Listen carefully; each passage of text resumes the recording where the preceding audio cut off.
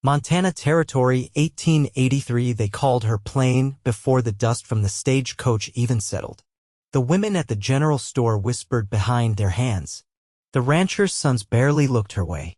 But the tall girl in the brown calico dress just stood there at the edge of the town's main road, hands clutched around a battered carpet bag, chin high, eyes steady. Hester O'Dell had heard worse. She had left Missouri behind with exactly $12, one Bible, and a marriage contract arranged by her uncle. A widow's son needed a wife to help raise his children and tend the land. She needed a roof and a fresh start. That had been the deal. But when she stepped off the coach in Silver Creek and asked for directions to Silas Whitlow's homestead, the station master's mouth had tugged to the side, half pity, half surprise. "You're headed to Silas's place?" he asked, glancing at her face again as if trying to make sense of something. "Well, he's out east of the river. Third trail past the cottonwoods." She nodded once, thanked him, and started walking. The sun was still high, but the wind had a bite to it. Her boots crunched over dry grass and sage. The land stretched open and wide, the sky above too big to be held by anything. There was no one to talk to, but Hester did not mind silence. It had been her only companion since Mama passed. By the time she reached the fence line, her legs ached and the afternoon had tilted toward evening. The house stood sturdy and square, with smoke curling from the chimney. A girl's voice floated through the air, soft, then louder, calling Papa. "Someone's coming." A man stepped out from the barn. He was tall, lean, with a dark beard and sleeves rolled to the elbows. He carried an axe in one hand, but when he saw her, he set it down slow, wiping his palms on his trousers. His eyes were a stormy gray and didn't flinch. "You Hester?" he asked. "Yes. Hester O'Dell." He nodded once. "Silas Whitlow." That was it. No handshake. No smile. But she noticed the way he looked at her, not startled, not dismissive. Just curious. The children came next. A boy about 7 and a girl maybe 5. Both had light brown hair and watchful eyes. They stopped a few feet from her, clinging to each other's hands. "I am Hester," she said, bending slightly. "You must be Olive and Owen." The boy's jaw tightened. "You are not our mama." "No," she said gently. "I am not." Silas cleared his throat. "Come inside. Supper's near ready." The house smelled of stew and smoke. It was clean, worn in the way that meant someone had tried hard to keep it that way. Hester set her bag by the door and followed him into the kitchen. "Place is small," he said, not looking at her. "You'll have the corner room. I hope plain food's all right." "I have no complaints." He nodded again. That seemed to be his way. They ate in silence. The children watched her more than they ate. Silas only looked up once when she handed Olive a napkin and told her gently to wipe her mouth. After the meal, Hester rose and began clearing the table. Silas blinked like he had not expected it. "You do not have to." "I know," she said, gathering plates. "But I will." Later, after the children had gone to sleep in the loft, she stood by the fire, arms folded. Silas sat in the chair by the hearth, sharpening a knife. The quiet between them was not uncomfortable. Just still. "You expected someone else," she said. His eyes flicked to hers. "No. Just did not expect someone who would show up on foot, carrying half a suitcase and no coat. I lost the coat in Kansas City. A man tried to take my bag. I gave him the coat instead." His mouth twitched, not quite a smile, but something close. "Smart decision." "I thought so." Silas set down the knife. "I did not ask for a pretty bride. I asked for someone who would not scare easy and could cook and not run off the first hard month." She looked at him. "Do I seem scared to you?" "No," he said after a pause. "You do not." She went to bed that night with the sound of the wind against the windows and the faint creak of Silas's footsteps in the other room. Her hands were still sore from the long walk, and her heart thudded low in her chest. But she had made it. She had kept her promise. That had to be enough for now. The next day she rose before dawn. The house was still dark, but she lit the stove and washed her face in the basin. By the time Silas came in from feeding the livestock, she had bread rising and coffee brewing. He stood in the doorway watching her. There was a hesitation in his movements, like he did not know what to do with kind gestures. "Children sleep late," he said. "They were up in the night." Olive had a cough. He blinked. I did not hear her. I did. He stared at her, then walked over and poured himself coffee. You ever work a farm before? No, but I learn fast. He sipped. We will see. And they did. In the days that followed, Hester learned how to milk the goat, how to mend a wire fence, how to patch trousers and corral chickens. She took to the land like she had always belonged to it. She talked softly to the children, sang while she cooked, and never once complained. Still, the townspeople whispered, said Silas had taken in a plain girl, said she was too quiet, too thin, not much to look at. But they did not see the way Owen started sitting beside her during supper, or how Olive reached for her hand when frightened by thunder. They did not see the morning Silas found her in the barn, stitching a new patch onto a saddle blanket with her hair braided back and her face smudged with dust, and how he just stood there watching until she looked up. You all right? She asked. I am now, he said, and walked away, ears red. One night, after supper, she was brushing Olive's hair near the fire. Silas sat nearby, silent as usual. You could get someone better, Hester said suddenly, not looking at him. He frowned. What does that mean? Someone prettier. Someone from town. I hear them talk. He leaned forward, elbows on knees. I do not care what they say. She blinked. You do not? No. You get up before dawn. You never stop working. My children smile again. I do not care if you wear brown instead of lace. She stared at him, throat tight. He stood slowly, walked toward her, then knelt beside the chair. I see you, Hester, he said. Not what they see. What is really there? Her fingers stilled in Olive's hair. Her lips parted, but no words came. He reached for her hand. Just held it. Warm. Steady. And for the first time in years, she let herself believe she might not be alone anymore. The river thawed slow that spring, ice breaking in long, groaning cracks as it gave way to the steady push of meltwater from the mountains. Hester stood at the edge of the pasture, arms wrapped tight against the chill still clinging to the wind, watching the herd shift along the far slope. Silas had gone to mend a break in the west fence, and Olive and Owen were inside peeling potatoes for the noon meal. She glanced toward the barn, then down at her hands. The knuckles were raw again. She'd split them 2 mornings ago trying to loosen a water trough that had frozen solid. She hadn't said anything. There hadn't been a need. But Silas had noticed. That night, he'd left a tin of salve by the wash basin without a word. The gate creaked behind her. Frost's holding late, Silas said, coming to stand beside her. She nodded, eyes on the grass. The roots won't come up right if it doesn't warm soon. You're thinking about the garden. I'm thinking about the children. If the beans fail, we'll have to trade for dried ones. And I heard Mrs. Lyle's charging near twice the usual. Silas leaned on the fence rail, arms folded. You always plan 3 moves ahead. Someone has to. He didn't answer, but after a moment he reached into his coat and pulled out a pair of soft leather gloves. They looked worn, but well kept. He held them out. She blinked. What are those for? Your hands. They'll get dirty. So do mine. She didn't take them at first. But when his fingers brushed hers, she did not pull away.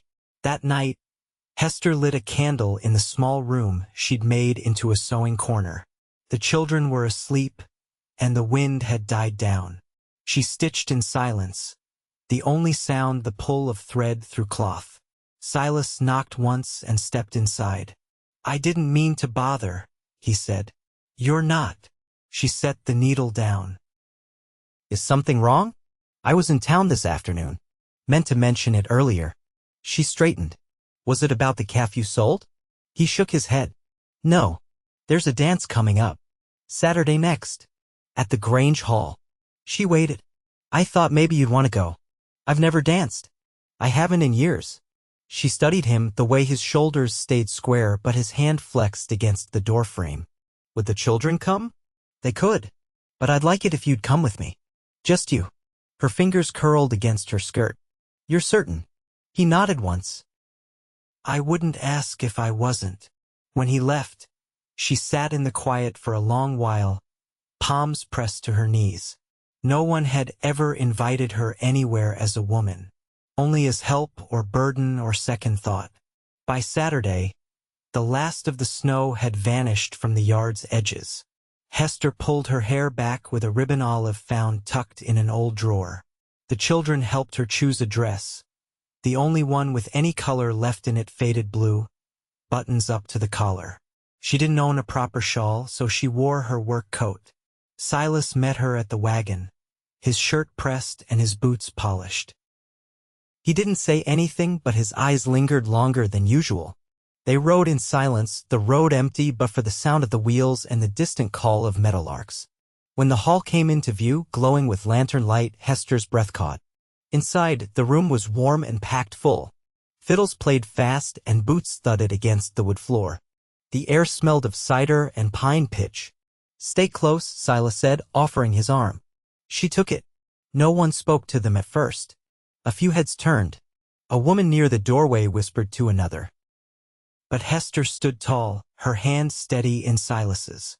When the music shifted to a slower pace, he looked at her. "You want to try?" She hesitated. "I'll lead," he said. "Just follow." She nodded. They stepped onto the floor, and he drew her close, not too close, but enough. His hand at her back was firm, sure. She followed his steps, slow at first, then easier. The music swelled around them, and her breath fell into rhythm with the sway. "You're not bad at this," he murmured. "You said you'd lead." "I did." She glanced up. His eyes weren't stormy now. They were steady, warm. After the tune ended, they stepped aside. Silas fetched cider, and Hester stood near the stove, watching the dancers. Mrs. Lyle approached, lips tight. "You're Silas's bride, are you?" "I am." Mrs. Lyle's gaze swept her from collar to hem. "Heard you came from nothing." "I brought what I had." "Not much from what I gather." Hester didn't flinch. Enough to keep his children fed. Enough to keep the fire burning. Mrs. Lyle's mouth twitched, but she didn't reply. She turned and walked off. Silas returned, handing her a tin cup. What did she want? "To measure what I'm worth." He took a sip of his own cider. "I already know." They said she was too plain. But when he looked at her across that dance floor, lantern light catching the edge of her cheek, Silas saw what they never would: the woman who kept the home warm, who rose before the sun, who listened more than she spoke, and still saw everything. And maybe, for the first time, Hester began to believe it too. The kitchen window rattled beneath the gusts, and Hester pressed her palms into the dough again, slow and steady. The wind had turned sharp overnight, sweeping down from the north and scouring the land with cold that cut through wool like paper. She'd pulled the stove closer to the center of the room that morning, and a low fire crackled inside, warming the children as they colored with bits of charcoal on scrap paper. Silas came in with his shoulders dusted in frost and a coil of rope slung over one arm. He set it by the door and removed his gloves, flexing his fingers over the heat. "Heifers broke the fence near the east slope," he said. "I fixed it, but they'll test it again before dusk." Hester didn't glance up. "They always do when the wind shifts." He crouched beside the fire, rubbing his hands together. "Owen's coat's gone thin at the elbows." "I saw. I'll patch it this evening." He turned toward her, his face unreadable. "You always see what needs doing before I say it. There's little room for waiting on a place like this." He didn't answer, only watched her knead. The silence between them was different now, heavier, maybe, but not tense. There was something in it like a question that hadn't yet found its voice. That night, after supper, Hester took Owen's coat to the table and began stitching a stronger panel into the sleeve. The boy sat nearby, eyes heavy, but unwilling to sleep until he saw it finished. Olive had already curled up in her quilt by the hearth. Silas had fetched in extra wood and was now oiling the hinges on the cellar door. Outside, the wind howled hard enough to make the shingles groan. "You ever think about going back east?" he asked suddenly, not looking at her. She paused, needle suspended midair. "There's nothing left for me there. No kin." None worth returning to. He wiped a hinge clean with a rag. You don't talk much about before. There's not much to say. He stood and leaned against the wall, arms crossed. You ever want children of your own? She didn't look at him. I already have them. He said nothing for a long time. The fire popped. Owen dozed off in the chair. Then, quietly, I think about it. She folded the coat, smoothing the patch flat. About what? A life that doesn't feel like just enduring. Her hands stilled. You think this is enduring? Not since you came. He stepped forward, stopping beside the table. The lantern burned low, casting amber light on his face. She met his eyes. I don't know how to say things right, he said. Not the way you might deserve. I don't need right words, she said. Only honest ones. He reached out almost hesitantly and brushed his thumb against her wrist. Her breath caught. The touch was warm, deliberate. I want to marry you, he said. Properly. Not just paper from your uncle. I want to stand with you in front of God and the town and say it clear. She didn't speak. I know we didn't start with love, he went on, voice quiet. But it's grown. Sure and steady. Like how this land teaches you to trust rain again after drought. Her throat tightened. She rose slowly, folding her fingers into his. I don't need a white dress or a church bell, she whispered. Only you. He bent his forehead to hers, breath warm between them. I'll build you a proper room this summer, he said. With a window facing west. I'd like that. In the corner, Owen stirred and blinked sleepily. Silas stepped back, clearing his throat. I'll carry him up. Hester watched him lift the boy with ease, cradling him close. She stood in the quiet, heart steady. Outside, the wind still howled, but it no longer felt like something trying to break in. It sounded, instead, like the world shifting toward something new, something whole. She turned down the lamp and followed the warmth of home upstairs. The sun crept higher with each passing day, thinning the snow along the ridgelines and coaxing the first green from the branches along the creek. Hester stood at the base of the slope behind the barn, boots sunk shallow in the thawing earth, and studied the scrubby rectangle she'd marked with stakes and twine. She cleared it by hand over the past week, lifting stone, pulling root, breaking half her nails in the process. Silas came down from the shed carrying a short-handled spade and a sack of seed wrapped in oilcloth. He stopped beside her and glanced at the plot. You plan to keep the rows straight? I do. He passed her the tools without question. I'll help with the well line once I finish hauling the last of the hay. Water'll need to reach down here. I've already started digging the trench. He gave a small nod and turned back toward the house without another word. She watched him go, his stride long and certain, and felt the faintest hum of satisfaction in her chest. By midday, she'd planted turnip and beet, laid onion sets, and scattered early lettuce. The soil was cold but tilled soft, and the wind had dropped enough to let the sun do its work. She wiped her palms on her skirt and headed uphill for water. Inside, the children were seated at the table, bent over slates Silas had traded for the week before. Olive looked up when Hester stepped in. I asked Owen how to spell saddle, but he wouldn't tell me. You could sound it out. I did. He changed the letters when I wasn't looking. Hester arched a brow at the boy. I didn't mean to, he mumbled, chin low. She set the kettle on the stove. If you're clever enough to change the letters, then you're clever enough to teach her. He sighed but nodded, and Olive grinned in triumph. That evening, while the children fetched kindling, Silas sat on the porch rail, sharpening a hand scythe. Hester lowered herself onto the step, tucking her legs beneath her. You think the frost's done for good? He tilted the blade to the light. Close. If the creek's running smooth by Sunday, we'll know. She watched his hands, steady and deliberate. Did you always live here? I came west after my first winter in Ohio. Couldn't stand the damp. My father died when I was 17, and there wasn't much left for me back there. She studied the dirt beneath her boots. You never mentioned your family. Not much to say. Mama passed young. My sisters married into families near the rail line. I wrote once. Got no answer. Hester didn't fill the silence that followed. The wind stirred the grass in low waves. You ever miss Missouri? I miss the sound of cardinals in the trees. And the smell of bread from the baker's cart on Sundays. But no, I don't miss the rest. He set aside the side. You've made a place here. More than I ever did alone. She glanced at him, surprised. You had the house, the land, the children. I had the bones. You gave it breath. The words sat between them for a long moment, unhurried and whole. Then Olive's voice called from inside, announcing that supper was ready, and they stood together, side by side, and went in. Later that night, Hester stood at the window in their room now, since the morning Silas had carried her things in without preamble and set them down beside his own. Outside, the stars shone clear and sharp, and the wind had calmed to a whisper. He came up behind her, resting a hand lightly on her shoulder. I've been thinking, he said, voice quiet. She waited. There's a man I know in Miles City. Got a sawmill and a wagon team. He owes me a favor. I could draw up plans for a frame house. Not big. Just something with space enough. A proper parlor. A pantry. Real glass in the windows. You'd leave this one behind? Not leave. Just build beside it.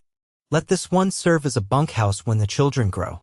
Or for anyone else who comes needing shelter. She turned toward him. You're thinking far ahead. I am. He brushed a loose strand of hair from her cheek. Because for the first time it feels like I can. She reached up and laid her hand over his. Then draw your plans. I'll plan enough to fill the pantry. He leaned in and kissed her forehead, slow and certain, and she closed her eyes against the warmth of it. This place had once been made of duty, patched together with silence and survival. But now it held something different.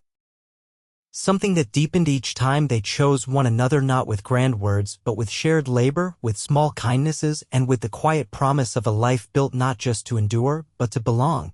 By late June, the wind carried heat instead of frost, and the cottonwoods shuddered full with pale green. Hester rose each morning before the sun cleared the ridge, walked barefoot across the cool floorboards, and rolled out biscuits before the rooster crowed. She'd added wild mint to the tea and dried lilac in the wash basin. The house smelled different now, less like ash, more like intention. Silas finished marking the new house foundation with stakes and string while she laid the wash to dry. The children played in the creek, boots off, hems soaked. No one needed telling where to be. They had fallen into rhythm without noticing it. One afternoon, as the sun burned high and the flies thickened near the barn, Silas stepped into the kitchen, shirt damp at the collar. Cattle need moved to the west pasture by next week, he said, resting one hand on the doorframe. Grass is going yellow too quick over the flats. I'll ride fence tomorrow, she answered, rinsing her hands in the basin. Check the lines before they shift the herd. He studied her a beat longer than usual. You ride well, he said. Didn't expect that. I never said I couldn't. No, you didn't. She dried her hands on her apron. I used to break ponies for my uncle's neighbor, back in Boone County. He paid me in eggs and books. Silas looked at her differently, then not surprised. Just like a man realizing a door had been open all along and he'd only just stepped through it. That evening they walked the ridge above the garden where the rows had taken root deep and sure. Corn shot up past their knees and the beans had started to climb the twine sheets strung between stakes. She crouched to pull a sprig of mustard weed and he knelt beside her. I thought I was asking for a woman who could keep house, he said, voice low. But what I got was someone who rebuilt it. She let the weed fall from her fingers and turned toward him slowly. No one ever asked what I could build.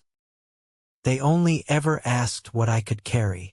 He reached for her hand, rough palm curling around hers. You don't have to carry alone anymore. The porch lamp flickered to life behind them, lit by Olive's small hands. Hester watched the light glow against the dusk, then looked back at Silas. I know, she said. They married in high summer, in a clearing near the cottonwoods behind the pasture. The preacher rode in from 2 farms over, and the children stood on either side of them, Olive clutching wildflowers she'd picked herself. No fancy dress, no fuss, only a circle of neighbors, a sky wide with promise, and the scent of sun-warmed earth beneath their feet. Afterward, they served blackberry jam on warm biscuits and sweet tea from a chipped pitcher. The children played until their cheeks flushed, and Silas stayed close, not hovering, just near enough she could feel the shape of his presence behind her. Later, when the guests had gone and the shadows stretched long, Hester stood on the porch, arms folded against the railing. Silas came up behind her, wrapping his arms around her middle. "House'll be ready before frost," he murmured. "Walls are going up this week." She leaned back into him. "We'll fill it slow. No rush. There's time now." When she turned to face him, he kissed her, not tentative, not hurried. Certain. That fall, the pantry shelves filled with jars of plum preserves and pickled beans. The new house rose, frame by frame, with Silas working slow to get every angle right. Hester taught Olive to stitch seams straight and sat with Owen at the table, helping him trace words with a steady hand. By the time snow whispered along the eaves again, they'd moved into the new rooms. The children had beds of their own, and the glass windows let in the morning light in pale gold sheets. Hester kept a small journal on the shelf beside the stove, where she wrote down what grew, what failed, and what she learned. Her handwriting stayed neat and her words careful. On the first morning of the new year, she woke to the smell of coffee already brewed and the sound of Silas stoking the fire. She found him in the kitchen, hair tousled, sleeves rolled. "You were up early," she said. "Didn't sleep long," he answered. "Too much on my mind." She raised a brow. "I was thinking," he said, pouring her a cup. "We could build on the barn. Add a stall. Maybe take in a few horses come spring." She took the cup, fingers brushing his. "I'd like that." He stepped forward, cupping her cheek with one calloused hand. "I'm better with things I can build. But I hope you know I'm not ever letting this go." She nodded, eyes steady. "Me either." Outside, the land lay quiet under snow, but beneath it, something waited, rooted deep and strong. In the house they built with their own hands, with the children they'd made into a family, Hester and Silas stood together in the warm hush of morning, hearts steady, promises kept. And they stayed, season after season, through harvests and storms, turning soil and raising walls, side by side. And they were loved not for what they had endured, but for what they chose to become, together.